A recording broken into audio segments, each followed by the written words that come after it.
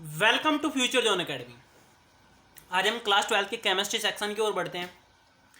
जैसे कि आप थंबनेल में देख रहे हैं कि केमिस्ट्री में अगर आपने ये वीडियो नहीं देखी तो आपका 4 नंबर का छूट जाएगा।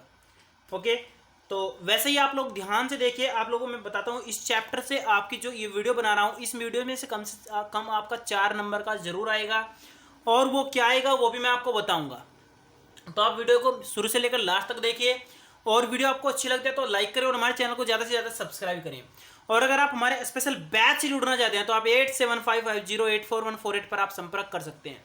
ओके, आपको इसमें कैसे पढ़ाया जाएगा इसके लिए आप हमारे फ्यूचर जोन एकेडमी पर एक वीडियो देख सकते हैं जिसका नाम है ऑनलाइन कैसे पढ़ें। तो चलते हैं प्रश्न रसायन को आगे लेकर। तो आज का हमारा टॉपिक है ठोसों पर गैसों के अधिशोषण को प्रभावित करने वाले कारक। तो कौन कौन से आखिर वो कारक हैं जो आप देखते हैं कि वो ठोसों को प्रभावित करते हैं, यानी अधिशोषण को प्रभावित करते हैं। तो देखिए, पहले आपका गैस की प्रकृति, आप लोग याद रखना, जो आपकी गैस की प्रकृति होती है वो वेरी वेरी इंपॉर्टेंट है अधिशोषण के लिए।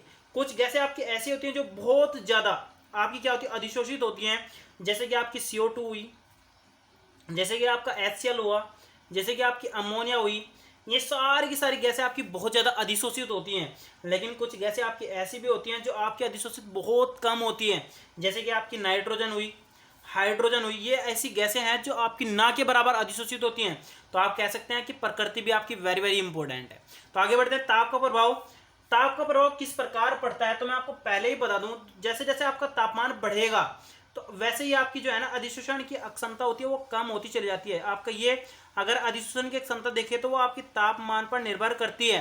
तापमान बढ़ने पर अधिशोषण आपका धीरे धीरे कम होता चला जाएगा। क्लियर। आगे बढ़ते हैं पृष्ठ क्षेत्रफल की ओर। आप लोग याद रखना, अगर आपका पृष्ठ क्षेत्रफल बढ़ता है यानी आप पृष्ठ क्षेत्रफल ज़्यादा देते हैं तो आपका अधिशोषण ज़्यादा मिलेगा। और अगर आपका पृष्ठ क्षेत्रफल धीरे धीरे कम होता रहता है तो आपका अधिशोषण भी क्या होता चला जाएगा, कम होता चला जाएगा। ये तो आप सिंपल कह सकते हैं कि क्षेत्रफल के डायरेक्टली प्रोपोर्शनल होता है। आगे बढ़ते हैं दाब के प्रभाव पर। याद रखना, अगर आप दाब बढ़ाओगे तो आपका अधिशोषण की मात्रा में वृद्धि होगी या बढ़ेगा। तो आप सीधा कहिए दाब बढ़ाएंगे तो आपका अधिशोषण भी क्या होगा, बढ़ेगा। दोनों एक दूसरे पर डिपेंड है। अगर आप घटाएंगे तो दोनों घटते चले जाएंगे। ओके, बढ़ाएंगे तो बढ़ेंगे और घटाएंगे तो घटेंगे। क्लियर। तो आगे बढ़ते हैं थोड़ा सा। तो आपका जो इंपॉर्टेंट पार्ट है वो यहीं से स्टार्ट हो गया है, वो है आपका अधिशोषण समतापी वक्र। ये आपका पिछले साल भी 2 नंबर में आया था और आप इसको ध्यान से देखिए, मिस मत कीजिएगा। अधिशोषण समतापी वक्र, तो ये क्या होता है तो ध्यान से देखिए, मैं आपको बताऊं। एक निश्चित ताप पर, मैंने आपको बता भी, एक निश्चित ताप पर अगर हम अधिशोषित गैस की मात्रा और साम्यावस्था के दाब पर परस्पर जो संबंध दिखाएंगे, क्या बताया मैंने मात्रा की बात की और मैंने किसकी बात करी, साम्यावस्था पर दाब की बात करी। किसकी बात करी, साम्यावस्था पर दाब की।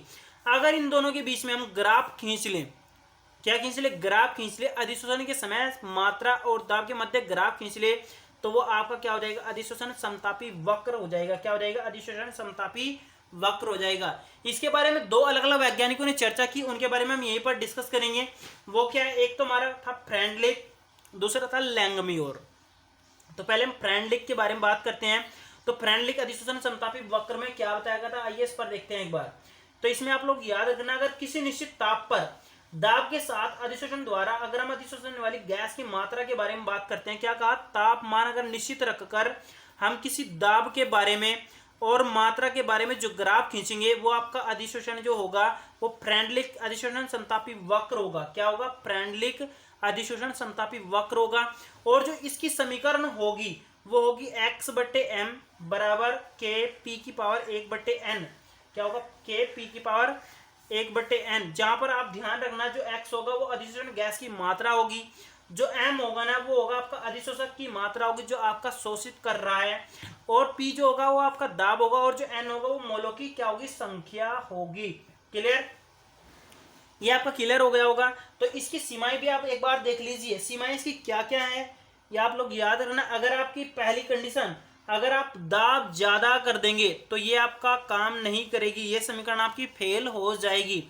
दूसरी बात, अगर आप क्या करेंगे, जो आपका K होता है और जो N होता है वो आपका समीकरण के अनुसार, जी यहाँ पर तो आपके कांस्टेंट है, लेकिन आप लोग याद रखना ये आपके अभिक्रिया के अनुसार बदलते रहेंगे। ये भी इसकी समय है, मतलब एक सीमा है, ये ऐसा नहीं होना चाहिए। जो भी आपका कांस्टेंट होता है तो वो कांस्टेंट ही रहना चाहिए।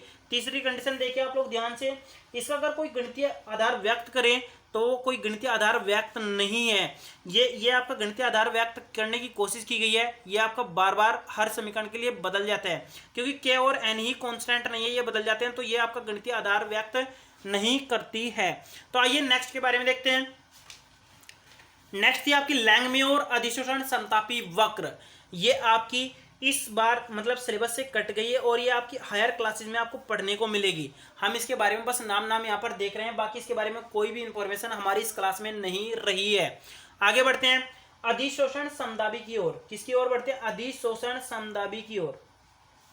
आप लोग ध्यान से देखिए, अधिशोषण समदाबी तो हम क्या कह सकते हैं?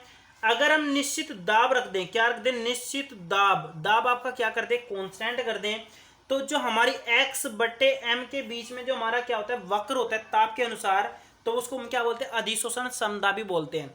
या आप ऐसे कह सकते हैं कि x बटे m और तापमान के मध्य जो भी आप वक्र खींचेंगे तो उसको बोल देंगे समदाबी।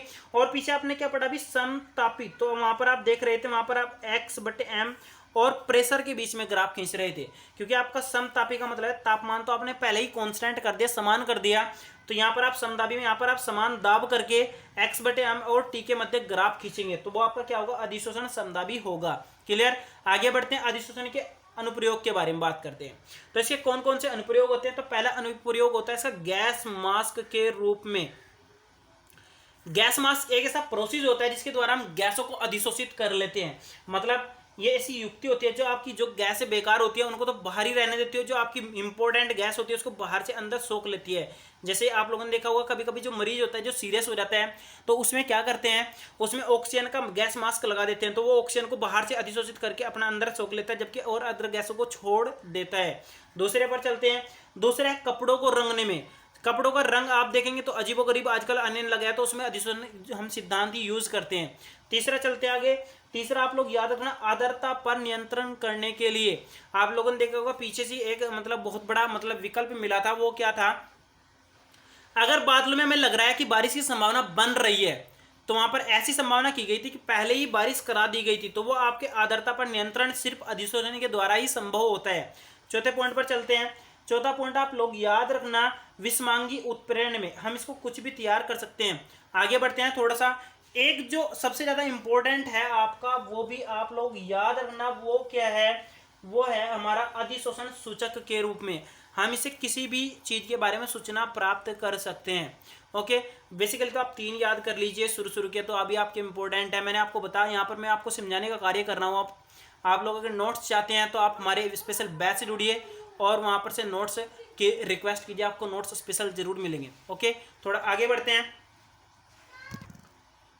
आज की वीडियो में बस इतना ही। अगली वीडियो में हम लेकर आएंगे आपके सामने उत्प्रेरण, जो कि आपकी मतलब स्टडी के लिए वेरी वेरी इंपॉर्टेंट है और बोर्ड की क्लासेस के लिए बहुत ही ज़्यादा इंपॉर्टेंट है। ओके, तो आप वीडियो में बने रहिए शुरू से लेकर लास्ट तक, और वीडियो को अगली वीडियो को देखिए और अच्छे से समझिएगा। Okay, thank you.